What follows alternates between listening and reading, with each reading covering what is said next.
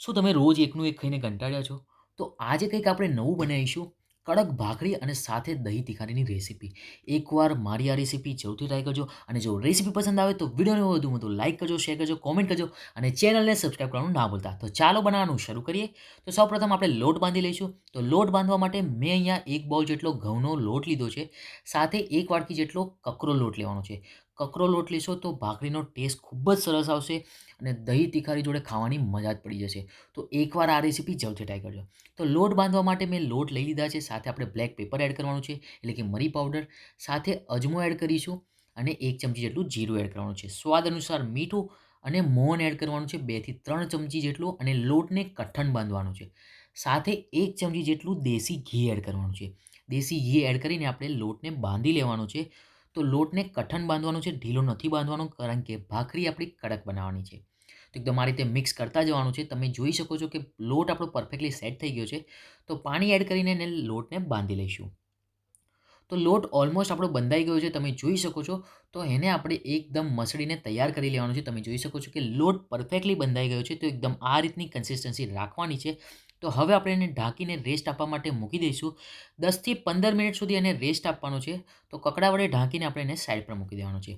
લોટ rest લે ત્યાં સુધી આપણે પેન ગરમ કરવા માટે મૂકી દેવાની છે. પેન ગરમ થાય એટલે આપણે એની અંદર તેલ એડ કરવાનું છે. તેલ મેં અહીંયા 3થી 4 ચમચી એટલું તેલ લીધું છે. 1 ચમચી જીરું એડ કરવાનું છે. સાથે અડધી ચમચી જેટલી હિંગ એડ કરવાની છે અને લસણની કતરણ એડ કરવાની છે. લસણને લાંબી લાંબી સ્લાઇસમાં કટ કરી લીધું છે. તો એને આપણે ઓઇલમાં સરખી રીતે ફ્રાય થવા દઈશું, એકદમ આ રીતે. તો એકદમ લસણ આપણું ફ્રાય થઈ ગયું છે. થોડુંક લાલાશ પડે ત્યાં સુધી થવા દેવાનું છે. હવે આપણે એમાં સૂકા લાલ મરચાં એડ કરીશું. સાથે એક ઝીણી સમારેલી ડુંગળી એડ કરવાની છે અને આ બધાને સરખી રીતે સાંતળી લેવાના છે.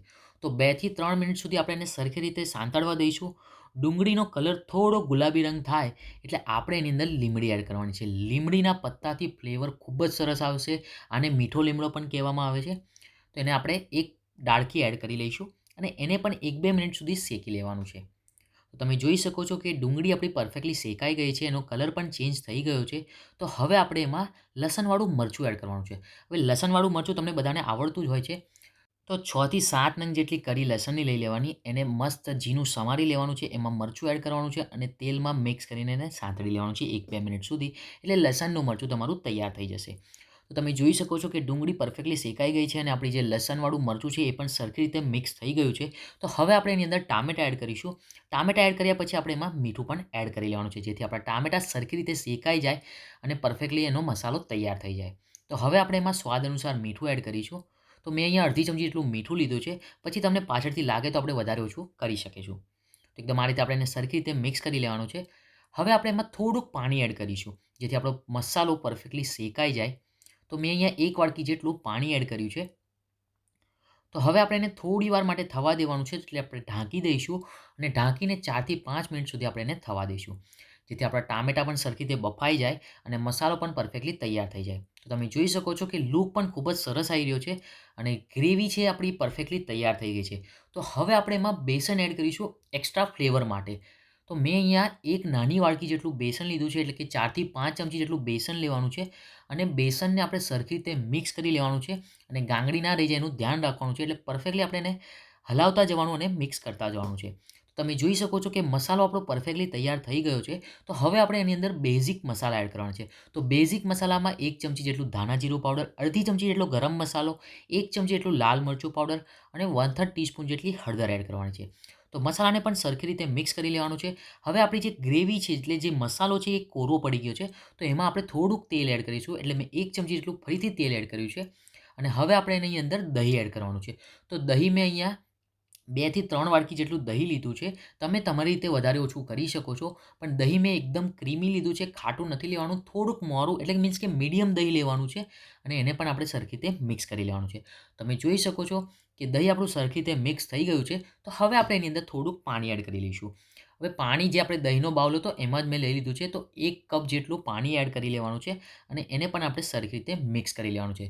તમે જોઈ શકો છો કે દહીં તીખારી આપણી ઓલમોસ્ટ તૈયાર થઈ ગઈ છે. લુક પણ ખૂબ જ સરસ આવી રહ્યો છે. હજુ આપણે એને થોડી વાર માટે થવા દઈશું, જેથી થોડું પાણી બળી જાય અને એની ખાવાની મજા પડી જાય. એકદમ આ રીતે આપણે એને સરખી રીતે મિક્સ કરી લેવાનું છે. તો દહીં તિઘારી બનીને તૈયાર થઈ ગઈ છે. ઉપરથી થોડુંક લાલ મરચું પાવડર ભભરાવી દેવાનું છે, જેનાથી એનો કલર ખૂબ જ સરસ આવશે. તો હજુ આપણે ઢાંકીને આપણે એને 2 થી 3 મિનિટ સુધી મીડિયમ ગેસ પર થવા દેવાની છે અને પછી ગેસની ફ્લેમ બંધ કરી લેવાની છે. તો તૈયાર છે ગરમા-ગરમ દહીં તિખારીની રેસીપી. ઉપરથી થોડા ચીલી ફ્લેક્સ અને કાપેલા ફ્રેશ ધાણા આપણે એડ કરી લઈશું અને બીજી બાજુ આપણે ભાખરી બનાવવાની બાકી છે.